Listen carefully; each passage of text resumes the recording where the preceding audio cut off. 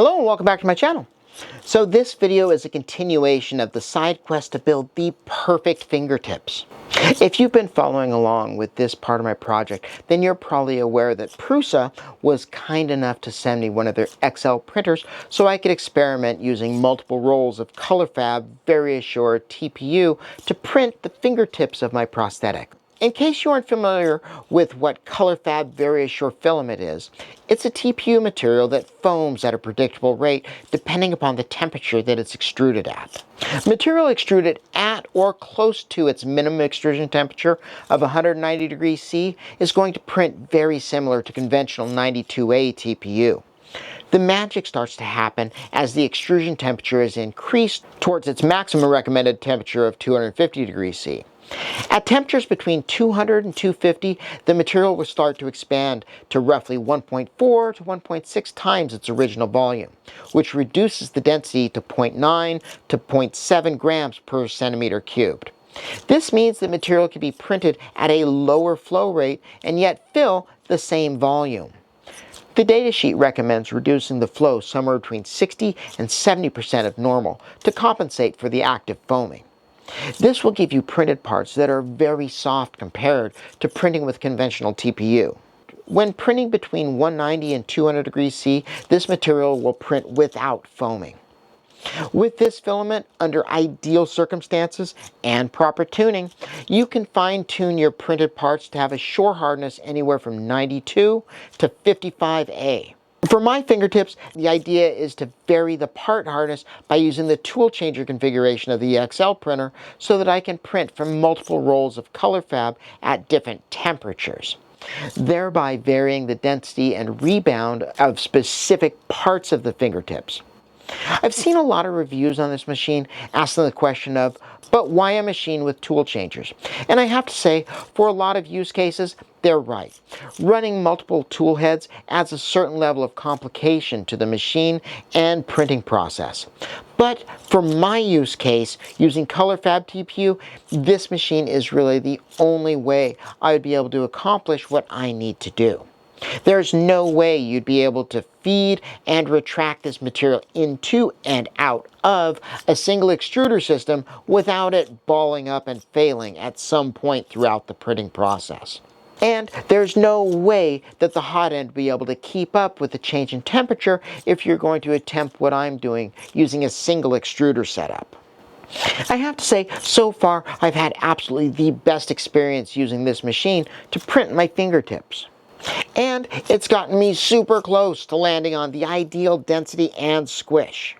The way I'm pulling this off is the model is actually drawn as 4 separate pieces. You have the inner core that attaches the distal to the finger, the tactile and non-tactile surfaces, and the support.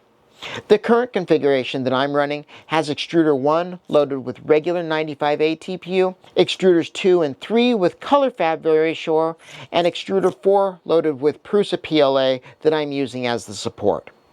Side note, the very first print that I did with this machine was a calibration cube where I was testing material to material adhesion, so I could gauge what materials I could and could not use next to each other. For my test cube, I experimented with ABS, PETG, PLA, regular 95A TPU, and Colorfabb TPU. Unfortunately for my project, but maybe something that could be used in the future on something you're working on, just about every material I tested liked sticking to Colorfabb TPU. Of the materials I experimented with, PLA released best from the Colorfabb, and ABS the worst. PETG would release just slightly better than the ABS, but you definitely want to keep flat-on-flat contact to a minimum. On a couple of the tests, I would actually wind up destroying the Colorfabb part, trying to get it to release from the ABS if I used it as the support. I'll be experimenting with the information I gained from these tests on a couple of future projects, where I'm needing a hinge integrated into a print-and-place situation. Think of a one-piece Nix finger with the hinge printed as part of the medial and distal. Or something like a Naked Prosthetics MPC driver that doesn't use any hardware. Just one piece. Rigid where it needs to be rigid, and flexy where things need to bend. It's not something I'm going to be using on my current project, But for partial finger amputees that have retained their proximal, it could be an awesome workaround for trying to come up with a smaller profile finger that doesn't use any hardware.